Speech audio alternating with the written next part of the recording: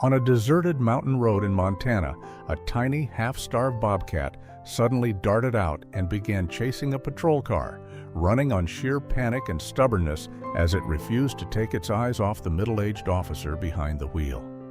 Grace thought it was just another wild animal in the wrong place, until she noticed the filthy strap across its shoulder and a faded metal tag stamped with the words, "If found, help her." The "her" wasn't the cat at all, but the very woman who'd once pulled Grace out of a wrecked, wayward life. And this little bobcat was the only message left between life and death. Before we start, hit the like button and make sure to subscribe if you haven't, and hit that notification bell so that you won't miss any new stories. The first time Grace saw it, she thought it was just another mirage in the late afternoon heat. The two-lane mountain road outside Cedar Falls had a way of playing tricks on tired eyes, heat shimmering off the blacktop, distant pines wavering like ghosts in the distance.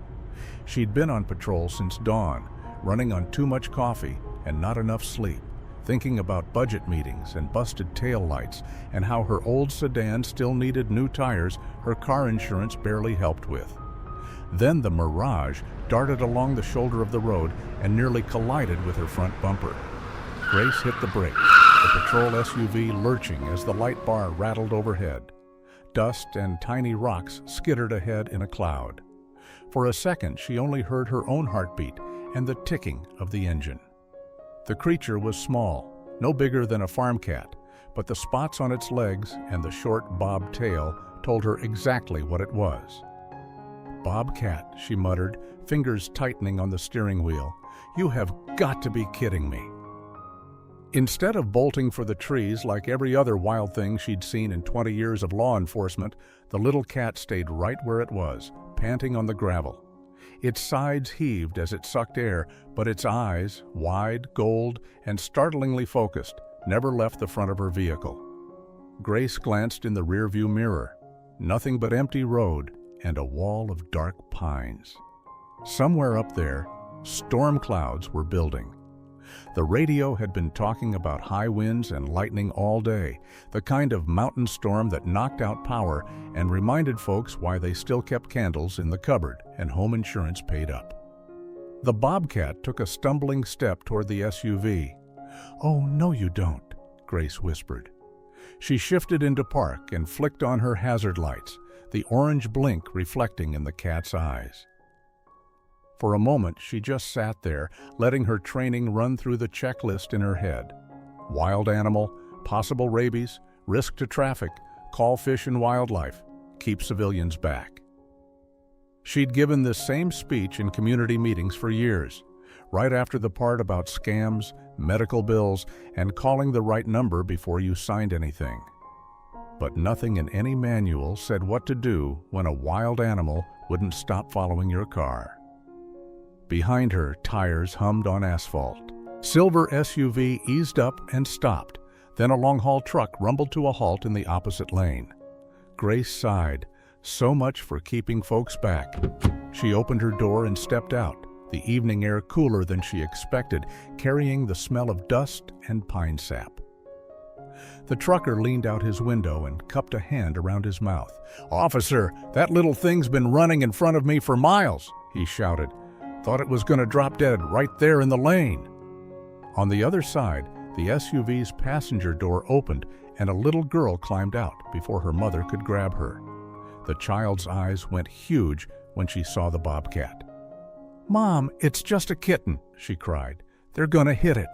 "Stay by the car," Grace called, sharper than she meant to. The mother hurried over and wrapped a hand around the girl's arm, whispering something that sounded apologetic in Grace's direction. The bobcat's ears flattened at the noise, but it didn't run. It stared at Grace as if she were the only person on the road. "Easy now," Grace said, more out of habit than any belief an animal understood words. Her hand hovered near her holster, but she didn't draw. Not yet. The cat's ribs fluttered like paper under its thin fur. Up close, she could see dust caked along its legs and something else, a strap, dark and frayed, slung awkwardly across one narrow shoulder. Grace frowned. Wildcats didn't come with accessories. She took a careful step closer. The bobcat backed up one pace, then stopped, claws scraping at the gravel. It looked over its shoulder toward the wall of trees, then back at Grace.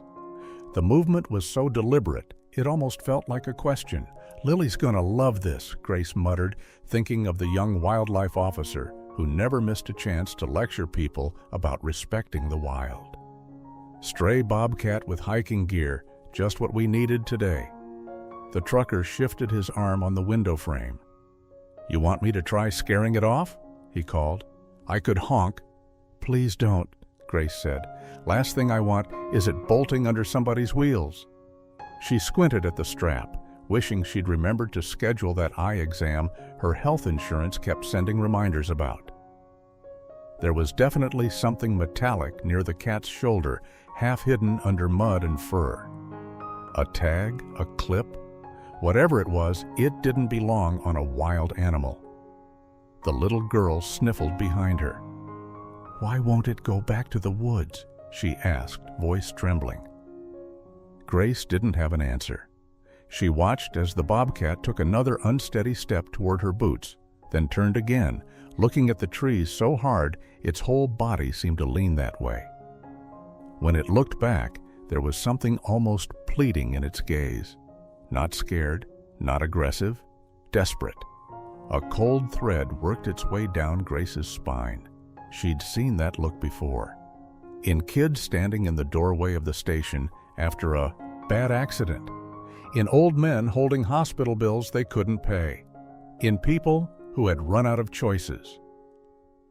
The bobcat let out a raw, broken sound, half hiss, half cry, and staggered a few more feet toward the forest edge. Then it stopped, panting, and waited for her. Grace drew a long breath, feeling the weight of the badge on her chest. She was supposed to respond to calls about downed branches, drunk drivers, maybe a fender bender where someone needed an accident lawyer card, and a calm voice. She was not supposed to take orders from a half-grown wildcat. But as the wind shifted and carried the faint smell of rain and something else, wet earth, broken bark, the sharp tang of disturbance, Grace Nolan realized this wasn't about procedure anymore. Something in those woods was wrong, and for reasons she could not yet name, that tiny bobcat had decided she was the only one who could fix it. That same morning, before the bobcat ever touched the road, Cedar Falls woke up under a sky that couldn't make up its mind. The sun was out, pale and watery over the peaks, but a thick band of darker clouds sat low on the western horizon, like someone had drawn a bruise along the edge of the world. In the little sheriff's substation on Main Street, the coffee was burnt, the printer was jammed, and the weather radio on the filing cabinet crackled out yet another warning about high winds and lightning in the higher elevations. Grace listened with half an ear while she wrestled a stack of reports into some kind of order. "Gusts up to 50, the radio voice was saying. "Hikers advised to avoid ridge lines. Secure loose property. Check your home insurance policy for storm coverage if you're in the wildfire zone." Grace snorted under her breath. "Now they sound like Hank," she muttered. As if on cue, Hank Miller came in from the back room, a styrofoam cup in one hand and a stack of mail in the other. His hair had gone white years ago, but his shoulders were still broad, his walk still steady. He'd been in uniform longer than Grace had been alive. Everybody said when he finally retired, they'd have to name a street or a fishing pier after him. "Mail call," he said. "You got a glossy envelope here telling you how your life insurance can better serve your retirement planning. That ought to brighten your day." He dropped the mail on her desk. Grace glanced down and caught the logo of some big national financial services company, all mountains and eagles and promises. She let the envelope slide aside. There was always another company promising to fix your future if you just signed here. "I'll frame it," she said. "Put it next to my overdue tire bill." Hank chuckled and moved over to the bulletin board, pinning up a fresh flyer about scam phone calls targeting seniors. His arm brushed an old sun-faded poster that had been there so long it was practically part of the wall. The paper crinkled, folding along the same worn creases. Grace's eyes flicked up despite herself. Wild Paws Education Barn, the poster read in cheerful, hand-painted letters. Underneath, a picture of a ramshackle wooden barn with kids clustered out front, all muddy boots and missing teeth, holding baby goats and ducklings and one tiny fawn with knobby knees. In the middle of the crowd stood a woman with gray-streaked hair pulled back in a loose bun, laugh lines carved deep around her eyes. Evelyn Harper. The kids in town had called her Miss Evie, and half of them had learned more about responsibility and kindness in that old barn than they ever did in a school classroom. Grace's own face was somewhere in that group, she knew, though the years and the fading ink made it hard to pick out. She remembered the day the photo was taken anyway. She remembered the smell of hay and iodine, the sound of nervous little hooves on wood, and Evelyn's steady voice saying, "You're not too wild to be loved, kiddo. You just haven't met the right people yet." "Storm like that coming in, you watch," Hank said now, stepping back from the board. "We'll get at least 3 calls from folks who waited too long to come off the mountain." He said it like a joke, but there was worry under it. Cedar Falls had its share of stubborn souls who thought weather warnings were for city people. Some of them were young and reckless. Some were old and just set in their ways. The desk phone rang, shrill in the small room. Grace grabbed it on the second ring. "Sheriff's office, this is Nolan." "Grace, it's Marlene up on Harper Lane." The voice sounded thinner than she remembered, the edges frayed with nerves. "Sorry to bother you, honey, but have you seen Evie today?" Grace straightened. "No, ma'am. Why?" "She didn't come down for groceries this morning," Marlene said. "She always comes on storm days, you know that. Says it's easier to get her prescriptions and that heart medicine before the rain sets in case the road washes out. I called the house twice. Phone just rings and rings." Grace glanced at the clock. 10:30. Evelyn usually beat the lunch crowd to the little pharmacy on Main and argued with the clerk about the price of Medicare copays. Maybe she had an appointment in Missoula, Grace offered, more out of habit than conviction. Or her phone line could be out again. "That's what I told myself," Marlene said. "But her truck's still in the driveway. I can see it from my kitchen. And I swear, last night I heard something out in the trees, like wood cracking. Harold says it was just the wind, but—" She trailed off, then added softly, "Evie's not as steady on those hills as she used to be." Grace wrote a few quick notes on the pad by the phone, her stomach tightening. "All right, I'll log it and we'll swing by, okay? If you think of anything else, you call me back." She hung up and found Hank watching her, one eyebrow raised. "Evie Harper?" he asked. "Didn't come down this morning. Phone's not answering. Truck's still there." Grace tapped her pen against the pad. Marlene heard something in the night. Cracking wood. Could have been a limb. Could have been nothing. With that hip of hers, nothing can turn into something real quick, Hank said. He looked at the weather outside the front window, then at the radio chattering about wind gusts and lightning strikes. Road to her place gets slick before anything else. Grace nodded. Her mind flipped through the mental map of county roads she knew better than most people knew their own living rooms. Harper Lane was narrow, winding, carved into the side of the hill like someone had changed their mind halfway through building it. "I'll swing by when I head out on patrol," she decided, just to put eyes on the place. Hank grunted approval, then added, "You bring chains just in case. And don't be a hero if that sky goes black. We're not sending search and rescue up there unless we have more than a hunch." Grace almost said, "I know." Then she caught the look in his eyes. Not condescending, just tired and protective and a little bit scared. She swallowed whatever smart remark had been forming. "I'll use my judgment," she said instead.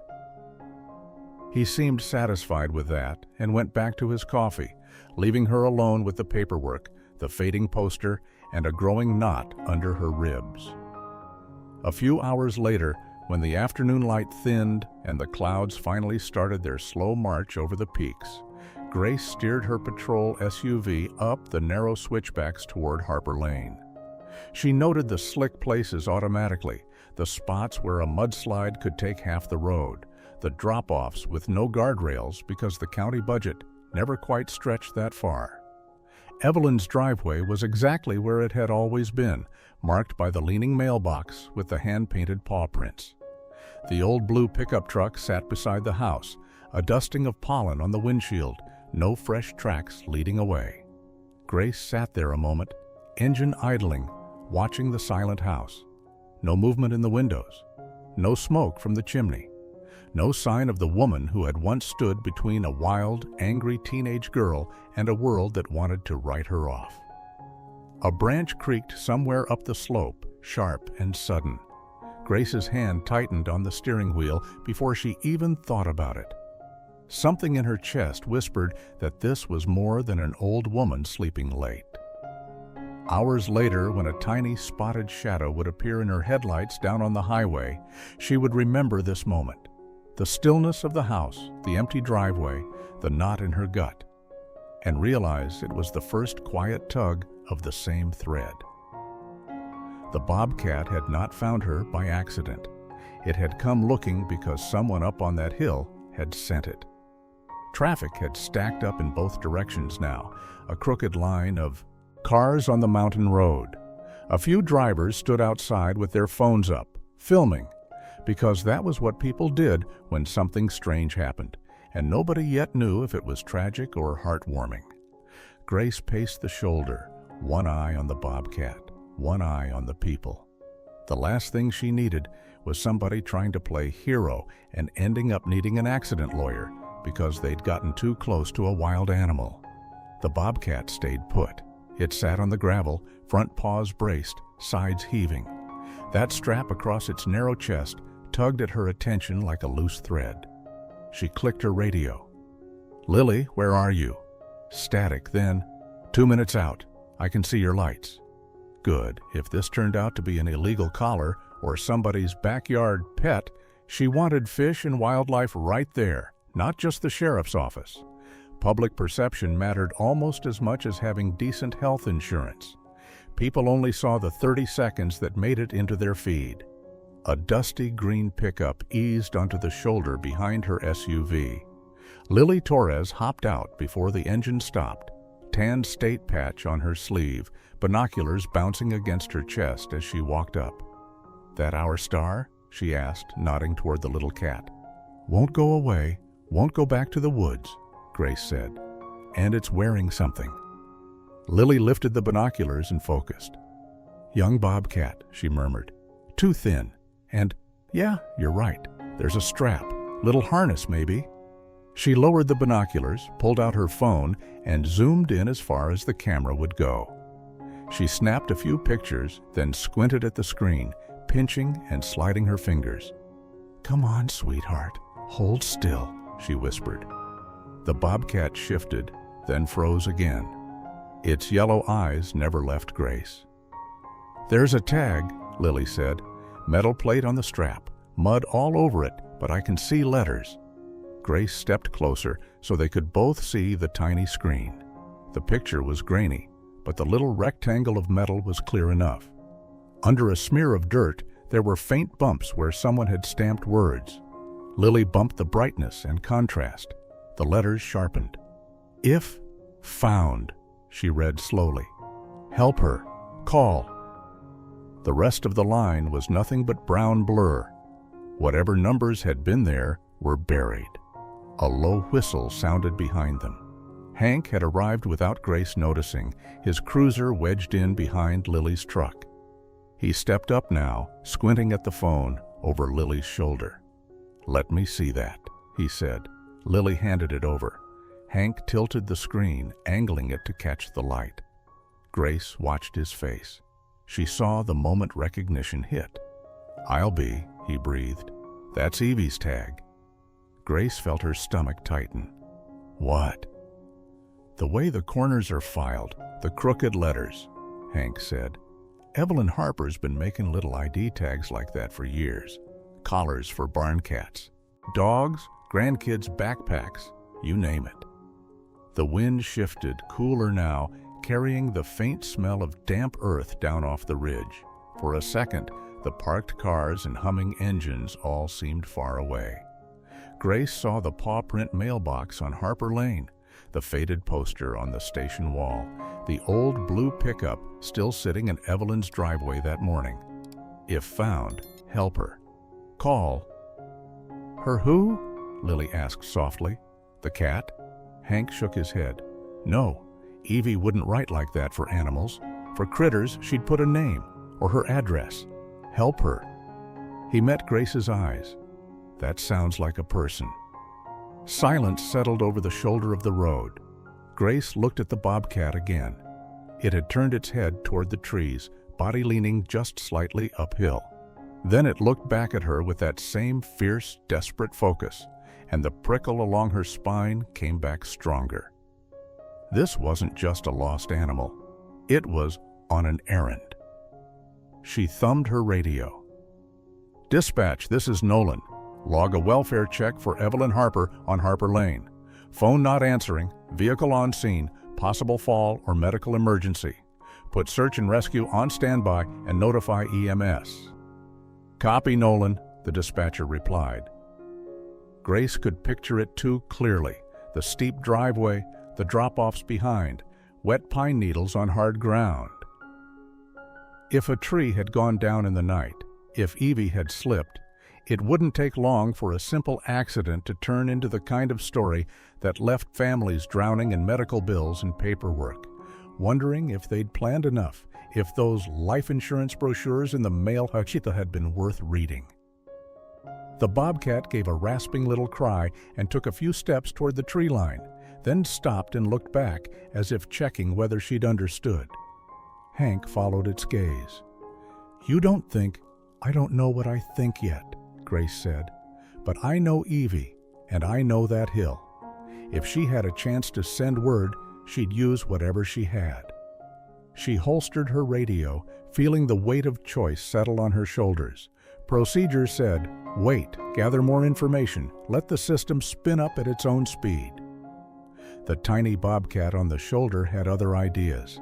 It stood there, trembling, like a runner who'd carried bad news as far as its legs could go. "Show me then," Grace murmured. The cat turned and slipped into the shadows of the trees. And Grace Nolan, who had always prided herself on being practical, felt her boots leave the safety of the asphalt as she stepped off the road and followed a wild thing into the woods. The shadows swallowed the little Bobcat almost at once. 1 second it was on the edge of the gravel, small paws picking their way through the weeds, and the next it was only a flicker of spotted fur between dark trunks and low branches. Grace stepped after it, feeling the ground change under her boots from hard-packed shoulder to springy earth and old needles. The air under the pines was cooler, quiet in a different way. The hum of engines dropped away. She could hear her own breathing, the faint rattle of her radio, and somewhere ahead, the soft crackle of underbrush where the animal moved. "Grace," Hank's voice carried in behind her, "don't you go too far without a plan." She stopped after only a dozen steps. Years of training tugged at her like a leash. People in uniform didn't just disappear into the woods without telling anyone where they were headed, not unless they wanted search and rescue writing reports about them later. The Bobcat stopped too. It turned back, yellow eyes catching a shaft of light, then paced in a tight circle as if impatient. "All right," she murmured. "I hear you." She backed out to the road, blinking as the light hit her face again. Drivers were still watching from their cars, phones out, the way folks did any time something odd broke up the long stretch between work and dinner. Lily came to meet her halfway, binoculars still hanging at her chest. "Well?" Lily asked. "You heading up there after it?" Grace drew a slow breath. Evie's truck is still at her place. Phone's not answering. Now we got a half-grown bobcat wearing her homemade tag telling us to go into the woods. I don't believe in signs much, but that's a lot of coincidence for one afternoon. Hank frowned. And if you twist an ankle chasing it or lightning hits a tree, who goes in after you? I've seen too many good people get hurt thinking they could handle a rescue alone. He wasn't wrong. A fall, a broken leg, a head injury. It didn't take long for a simple mistake to turn into a long hospital stay, rehab, and paperwork thick as a mortgage contract. Older folks in town talked all the time about how one bad fall could eat up retirement savings faster than any credit card debt. Grace rubbed the bridge of her nose. I'm not talking about marching all the way to the ridgeline by myself, but if Evie went down in this last storm and she's still out there, we're already behind. Lily nodded slowly. If she fell, hypothermia could set in fast once that front moves in. She's tough, but she's got that bad hip. She wouldn't mean to, but she could get herself in trouble. And she hates the idea of being a burden, Grace added quietly. If she was hurt, she wouldn't sit and call 911 for long. She'd try to crawl her way out. That's exactly the problem, Hank said. He looked at the low, dark clouds building over the trees, then at the little cat pacing just inside the shade. All right, we do it right. We don't make her problem into 3 more. He turned back toward his cruiser, already barking into his radio. Grace heard him ask dispatch for the volunteer search and rescue team and the county rescue dog. He used that calm, measured tone he'd used on 100 scenes before, the one that told people things were serious but not hopeless. Lily glanced toward the woods. She's waiting, she said softly. You see that? She's not leaving without you. Don't call it she yet, Grace said, more to steady herself than anything. We don't even know it's a she. Oh, she's a she, Lily replied. Look how small the head is and how bossy. Her mouth twitched. I'm going to call her Willow. Grace almost smiled. You naming evidence now? Somebody has to, Lily said. Makes the paperwork easier. Behind them, the rumble of another engine climbed the hill. A white county pickup pulled in, the search and rescue emblem on the door. A young man in an orange vest stepped out, followed by a black and white dog that immediately sniffed the air, tail high. Coda's here, Hank called. We'll have more bodies on the way, but this gives you a head start if you're set on going. Grace looked at the gathering group. Lily with her field pack, Hank with a rope coiled over one shoulder just in case, the SAR volunteer clipping a GPS unit to his vest. Coda sat politely at his heel, nose quivering, as if the dog already knew there was human scent somewhere upwind that didn't belong. She thought of Evelyn's empty driveway, the way the house had sat so still that morning. She thought of the cracked voice on the phone, Marlene saying, Evie's not as steady as she used to be. She thought of all the times Evelyn had stood between some frightened creature and the rest of the world, hands gentle but firm. All right, Grace said. We go in together, slow and steady. Nobody plays hero. She caught Hank's eye. You have my word on that. He grunted, but there was relief in the way his shoulders eased. I'll keep dispatch updated from out here. As more folks arrive, we'll send them in behind you, not chasing their own tails. Grace went to the back of her SUV and popped the hatch. She pulled out her rain shell, her flashlight, the small medical kit she carried for everything from scraped knees to heart attacks in grocery store aisles. Years ago, she'd added a laminated card inside with the local hospital's emergency number and a reminder to ask about Medicare coverage and prescription costs. Folks didn't always know what help they were entitled to. She'd learned that the hard way, standing beside too many beds. Lily checked her own gear, radio, water, spare headlamp. The SR volunteer snapped a leash on Coda for the first stretch, more for comfort than control. The dog's ears were already tipped toward the woods. Grace closed the hatch and took one long breath, tasting rain and sap, and the faint metallic tang of approaching thunder. Then she turned toward the trees.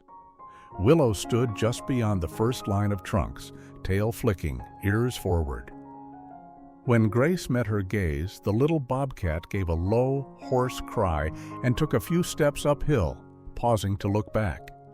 "Okay, Willow," Grace said, surprising herself with how natural the name felt. "You wanted an officer. You've got one. Show me what you were trying to say." She stepped off the asphalt again, this time with Lily at her side, Coda tugging gently on his leash and the weight of duty sitting heavy but clear in her chest. Behind them, the road and the watching drivers and the safety of solid ground fell away. Ahead, the forest waited, and somewhere above, an old woman might be lying alone, counting on the strange little messenger who had refused to stop following the officer until she finally listened. The forest closed in around them, the light thinning with every step. The air smelled of damp earth and pine, sharp and cool after the sun-baked asphalt. Willow moved ahead in short bursts, weaving between trunks, then stopping to look back, making sure they were still coming. Coda's leash was off now. The dog ranged a few yards to either side, nose low, tail flagging, circling back whenever he picked up something interesting. The SAR volunteer, Ethan, according to the name patch on his vest, kept one eye on the dog and one on his handheld GPS. "Trail branches off about a quarter-mile up," he said. "Old logging road on the left. Mrs. Harper use that much?" "Used to," Lily answered. "Before her hip got bad. Said the grade was kinder there." "Then that's probably where she went," Grace said. They hadn't gone far before branches snapped behind them and someone called, "Wait up!"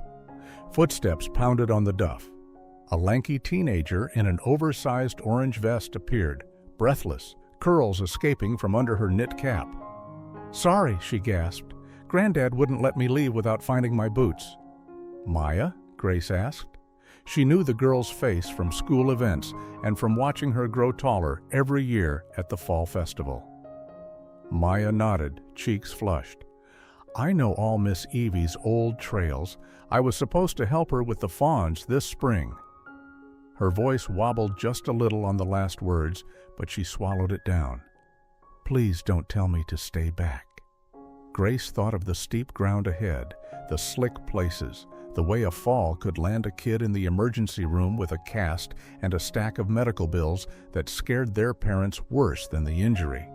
She also thought of Evelyn, stubborn and proud, heading up those same trails alone.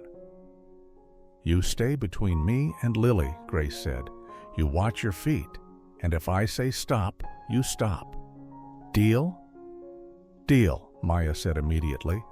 Her eyes had that same determined shine Grace remembered from 100 barn chores and late-night bottle feedings.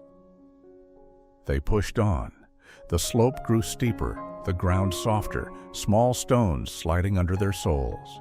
Coda slowed, nose pulling to the left, toward the narrow cut of the old logging road.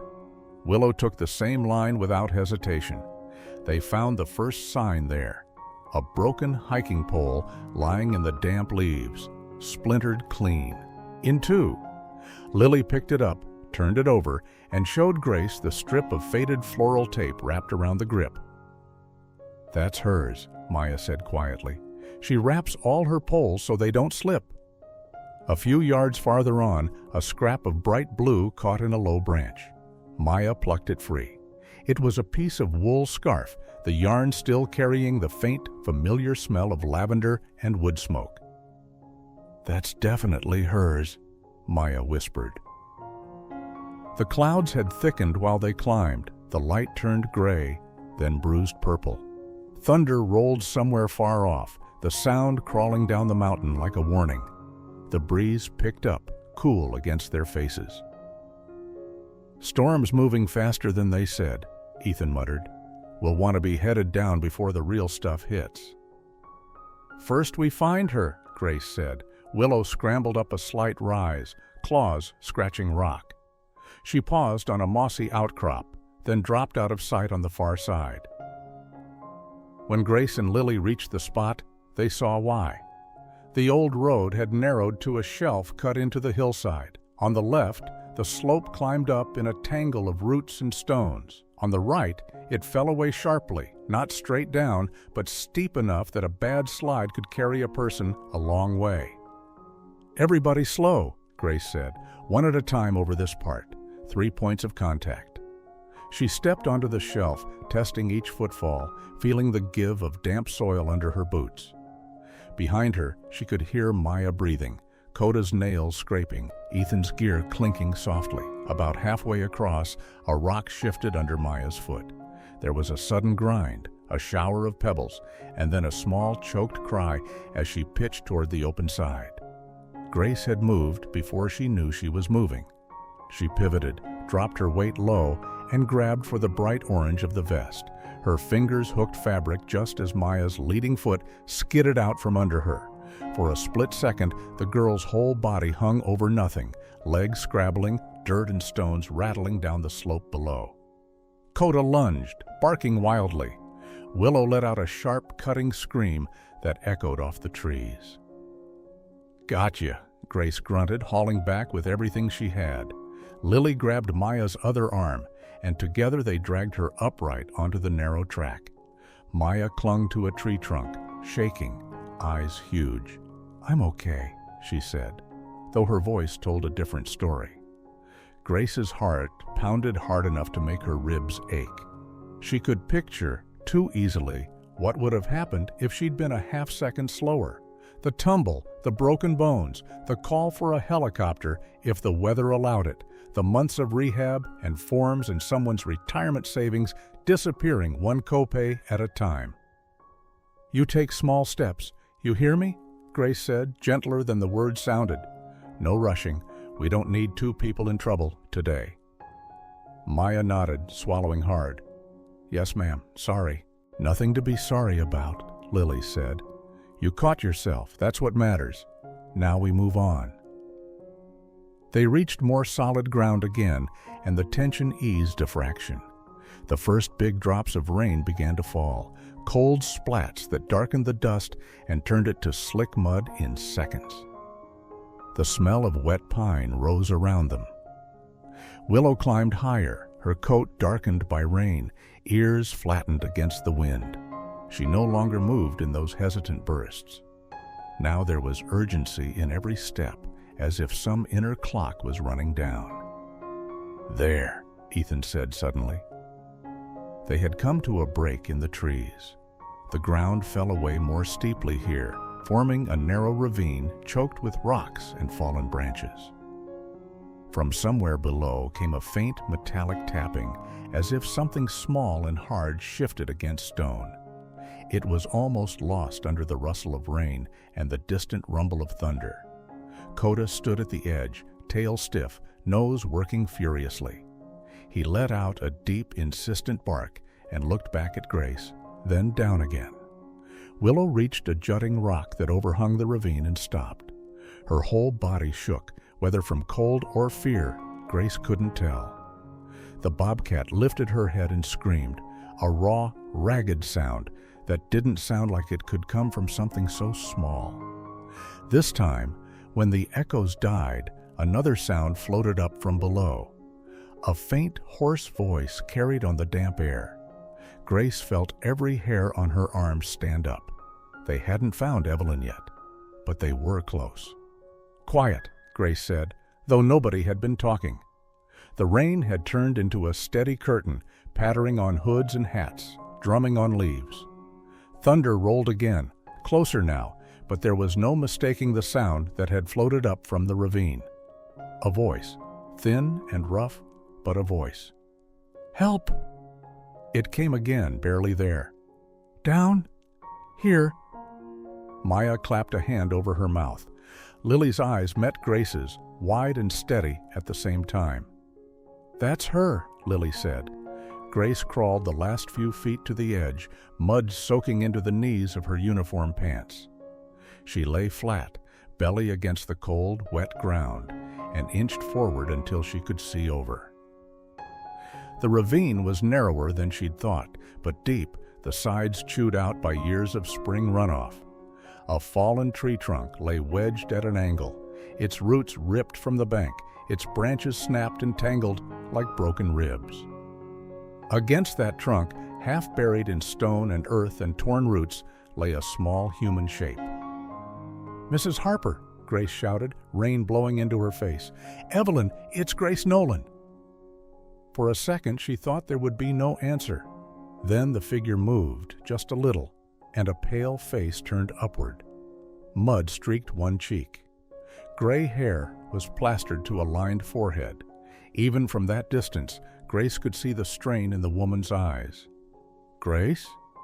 The voice was a dry rasp like leaves scraping. "That you, honey?" Relief hit so hard Grace felt dizzy. "Yes, ma'am. We're here. We've got search and rescue with us. We're going to get you out." Evelyn blinked slowly, as if trying to clear not just rain, but confusion. One hand lay pinned awkwardly under her, but the other still clutched a small wooden box against her chest, as if someone might try to take it. "Thought," she whispered, "thought I was dreaming when Willow came back alone." Willow, perched on the rock above, let out another harsh cry and paced back and forth along the edge, tail lashing.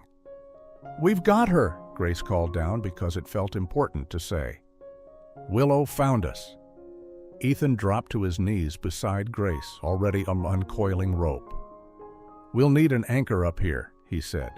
"Tree roots are shallow. Hank can bring the second team around to that rock outcrop. We'll work from both sides." He spoke into his radio, his words a calm string of technical details that barely registered in Grace's ears. Her attention was still locked on the woman below. On the way, Evelyn's chest rose shallowly, on the angle of her leg, under a tangle of branches that made Grace's stomach twist. She knew what that kind of injury could mean. Surgery, rehab, months of figuring out what Medicare covered and what it didn't. Long calls with health insurance companies trying to explain that, no, the fall wasn't because she was careless. It was because the world was made of gravity and bad luck. She'd seen too many families juggle medical bills and mortgage payments, wondering if they needed to call a lawyer or a financial planner just to stay afloat. But all of that came later. Right now, there was one job. "Ethan, can you get down to her?" she asked. He nodded once. "We've done worse." He clipped the rope to his harness and gave Lily a quick rundown on belaying. Coda lay down at the edge, chin on his paws, whining softly, as if he understood. Grace shifted back as they maneuvered. Her gaze fell on Willow. The Bobcat had stopped pacing. She sat now, soaked through, eyes fixed on Evelyn with an intensity that hurt to look at. "How long do you think she's been running?" Maya whispered behind Grace. "From the hill, all the way down to the road. As long as it took," Grace murmured. The rope went taut. Ethan descended out of sight, boots sliding on wet rock. For a terrible moment there was nothing but rain and the scrape of gear. Then his voice came faintly from below.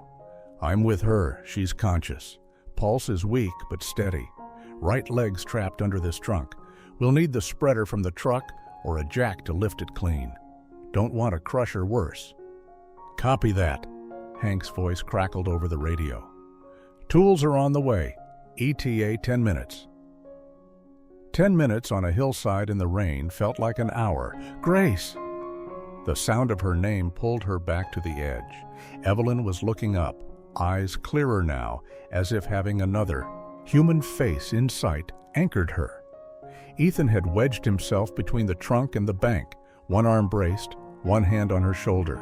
"I'm here," Grace said. "Don't you go anywhere. You hear me?" Evelyn's mouth twitched in what might have been the ghost of a smile. "A little late for that, darling." Her fingers shifted on the wooden box. The lid had been knocked askew. From where Grace knelt, she could see a corner of glossy paper, the edge of a photograph long-handled. "What's in your hand?" Grace asked. "Just reminders," Evelyn said. Her voice thinned with each word. "In case I didn't make it home, wanted somebody to know it all mattered."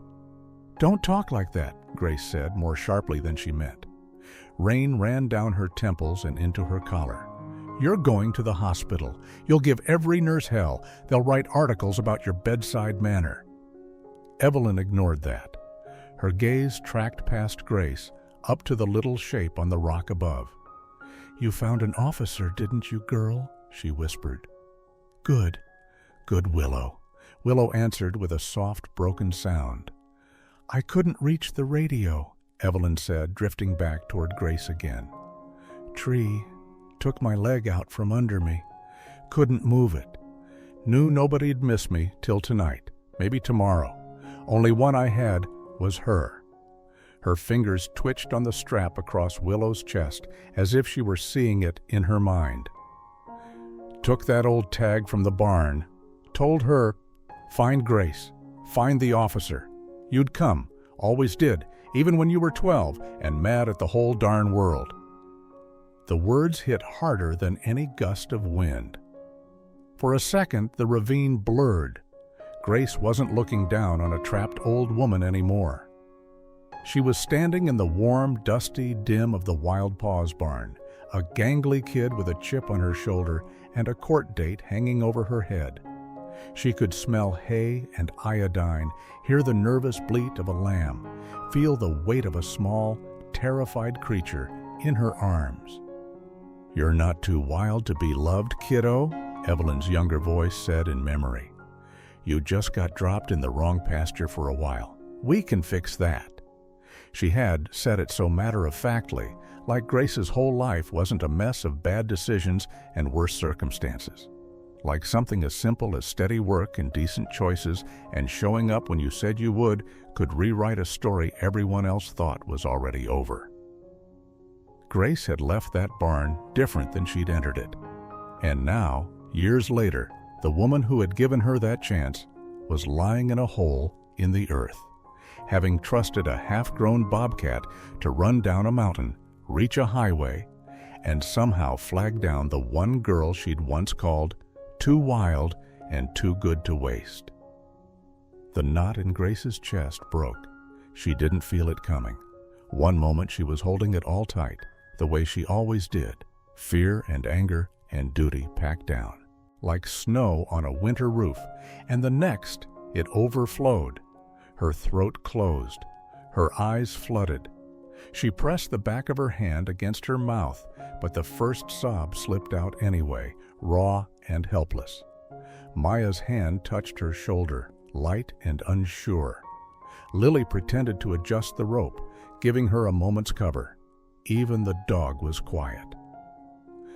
"I'm here," Grace managed, voice shaking. "I'm here, Miss Evie. I'm so sorry it took me this long to listen." Evelyn's face softened. "Told you," she murmured. "You always come when it counts." Above them, Willow settled onto her haunches, shivering but unmovable, a tiny, fierce silhouette against the bruised sky. She had run herself half to death to deliver a message. Now the officer she had chosen finally understood why.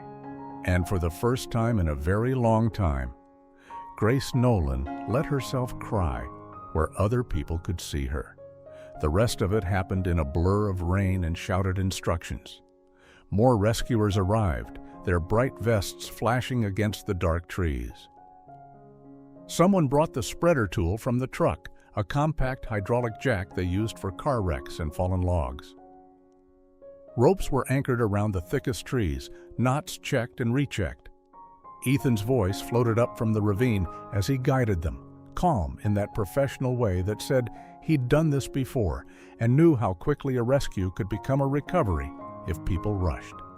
The trunk lifted an inch, then two. Evelyn cried out once, a raw sound that made Grace flinch, but Ethan's voice followed immediately. "Almost there, Miss Harper. Stay with me. I've got you." When they finally slid her free and eased her onto the backboard, Grace exhaled for what felt like the first time in an hour. They bundled Evelyn in blankets, strapped her down, and winched her slowly up the ravine wall, every inch a small miracle. Coda whined, circling until Ethan gave him a sharp command to stay that the dog obeyed with visible effort. Near the top, the rain thinned. The clouds were still heavy, but a stripe of lighter sky had opened over the valley. Grace took that as a good sign, irrational as it was. Evelyn's face was gray with pain, lips pressed tight, but when her head cleared the edge and she saw Grace's tear-streaked face leaning over her, she managed a faint, crooked smile. "Told you, you'd show up," she whispered. "You couldn't just call like a normal person," Grace said, voice shaking. "Had to send a half-grown bobcat down a mountain?" Evelyn's eyes drifted toward Willow. The little cat stood only a few feet away, fur plastered to her sides, the strap on her chest hanging crooked now that someone had loosened it. She looked ready to bolt and unable to move all at once. "Best messenger I had," Evelyn murmured. "Never did trust cell phones." They loaded her onto the waiting stretcher and carried her back along the trail as carefully as they'd come. Every rocky step was negotiated, every slick patch tested before weight shifted. At the road, the ambulance doors stood open, bright and sterile against the mud and pine needles. The paramedic rattled off vitals, talking about blood pressure and oxygen and possible internal injuries, already thinking of the trauma bay and orthopedic surgeon who'd be waiting. Grace heard phrases she knew too well. Hip fracture, possible pelvic involvement. We'll have to see what Medicare authorizes. Tell her family to bring her insurance card and medication list. She thought of the stack of bills that would follow, the itemized charges, the way even people who had done their best with retirement planning and life insurance could still be knocked sideways by one bad fall in the wrong place. She put a hand on the edge of the stretcher before they could slide it in. "I'll be at the hospital," she told Evelyn. "You're not doing this part alone." Evelyn's fingers found hers for a moment, dry and strong despite everything. "You got other people to look after," she said. "I'll have nurses to fuss at." "You go fuss at the wild ones." Her gaze flicked again toward Willow. By the time the ambulance pulled away, siren wailing down the mountain road, the first news van had already found them. Small town or not, somebody had called a cousin at the local station, and word traveled faster than the storm. A young reporter in a slick rain jacket jogged up with a camera operator in tow.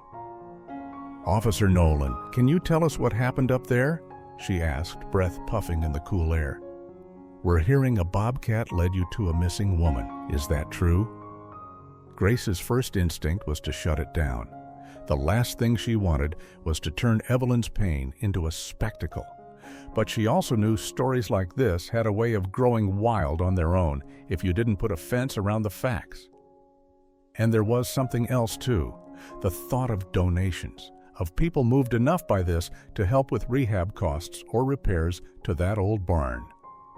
In a world where medical bills could swallow a house payment and home insurance never covered what you thought it did, a little public goodwill wasn't nothing. "She was injured in a fall," Grace said carefully. "We're lucky she's as tough as she is. As for the bobcat," she paused, glancing at Willow, who watched from behind Lily's legs now. "Let's just say Miss Harper has a way with creatures. One of them paid her back today." They got a few shots of Willow, punctuated by Lily reminding them, not unkindly, that she was still a wild animal and not a prop. Then the road had to be cleared, traffic let through, the long, slow process of normal life resuming even when nothing felt normal yet. News traveled fast. By evening, the story was on the local station, complete with grainy photos of the rescue, an old file picture of Evelyn in front of the Wild Paws barn, and a shot of Grace, wiping rain and tears from her face that made her wish she'd thought to turn away. The next day, it was on a regional site. 2 days later, a national morning show picked it up. Tiny Bobcat leads officer to trapped retired teacher. People in Cedar Falls saw their town's name scroll across screens in waiting rooms and diners and the bank lobby. At the hospital, a nurse showed Evelyn the clip on her tablet between rounds of pain meds. "Look at you, Miss Evie," the nurse said, grinning. "You're famous. Folks asking on Facebook how they can help with your medical bills and rehab." Evelyn rolled her eyes. "Tell them to donate to the critters instead. I got Medicare. It's the animals don't have health insurance." But behind the dry joke, there was a flicker of worry. Grace saw it when she sat by the bed that evening. Police radio clipped to her belt even in the hospital room. Broken hips at that age were no small thing. There would be surgery, physical therapy, decisions about whether Evelyn could safely go back to living alone on that hill. And then there was Willow. Lily stopped by one afternoon with an armful of paperwork and a look that said she'd rather be back in the mud wrestling elk than in the middle of this. "State Wildlife Office is getting calls," she said, dropping into the chair by the bed. "Some folks want us to move Willow to a sanctuary clear across the state. Others think we ought to release her deep in the forest and let her take her chances. Few are asking if she can be adopted like a house cat." "She's not a house cat," Evelyn said firmly from her pillow. "She's wild, just not all the way wild anymore." "That's the problem," Lily said. "She's used to people. You saw what she did. She ran right down to a highway and flagged down an officer. If we push her out into a place where there aren't any people at all, we might be stripping away the one thing that kept you alive." Grace listened, feeling the old ache of being in between that she'd carried since she was young. Too rough for some crowds, too soft for others. Somewhere between wild and civilized, trying to build a life that didn't require an attorney to untangle every mistake. "So what do you do with a creature that doesn't fit either box?" she asked quietly. Evelyn looked from Lily to Grace and back again. Her leg was in a cast now, elevated, metal gleaming faintly under the white plaster. Tubes and wires ran from her arm to machines that kept track of her pulse and oxygen. "You do what we always did in that barn," she said. "You make a place that fits them, instead of trying to shove them into something that doesn't." Her hand moved, reaching for Grace's. "You know a thing or two about that, don't you, officer?" Grace felt the squeeze of those fingers, weak but sure, and realized the rescue on the mountain had only been the beginning.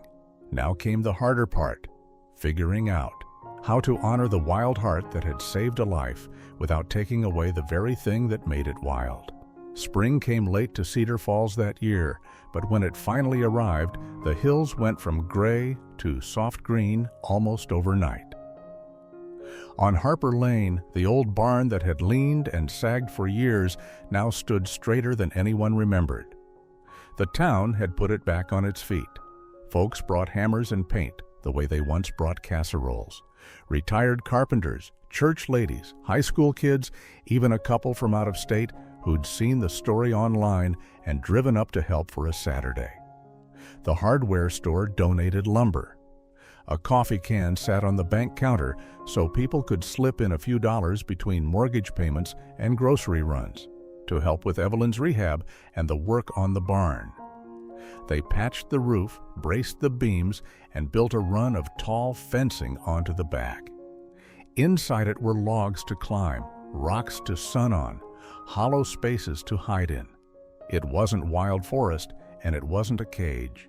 It was something in between. Harper Wild Hearts Barn read the new hand-painted sign over the doors.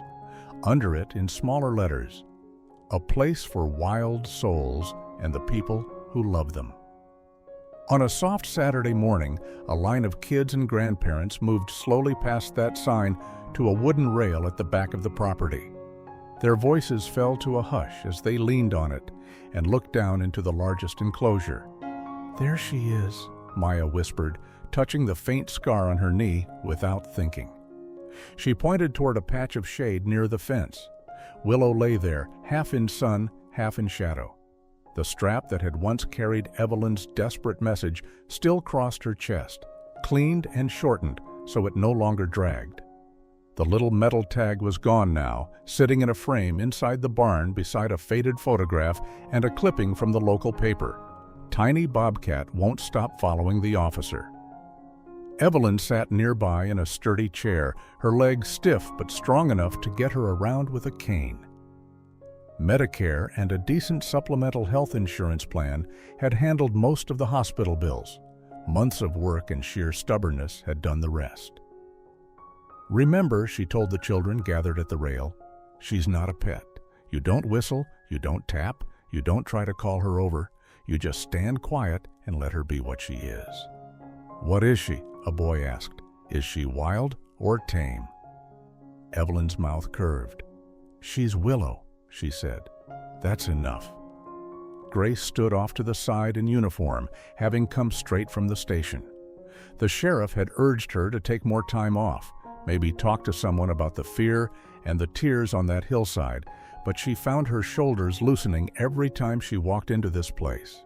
The smell of straw and coffee, the sound of low voices, the sight of the woman who had once told a ragged 12-year-old she wasn't too wild to be loved. It all worked on her in a way no brochure about stress or retirement planning ever could. She listened as Evelyn told the story again, not the way the national news had told it, but in the plain language of the valley. The slip on wet ground, the tree coming down, waking up with a leg she couldn't move, and a piece of sky she couldn't reach. "I lay there thinking about the usual things," Evelyn said. Which bill was due, whether my old truck would pass inspection, if I should finally sit down with someone about my estate papers. And none of it meant much right then. She tipped her head toward Willow. Then I remembered I still had one good chance left. The children already knew how that chance had played out, but they listened anyway.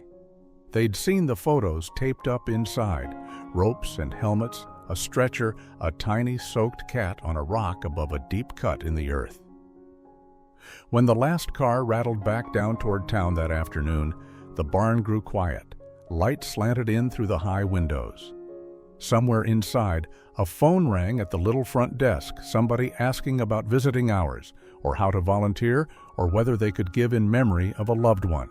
Life, with its bills and paperwork and ordinary worries, kept on going. Out back, the hill was still. Grace walked alone to the rail. Willow was not in her usual spot. For a heartbeat, Grace's stomach tightened. Then she saw the Bobcat farther back, at the end of the enclosure, where the fence narrowed toward a heavy wooden gate.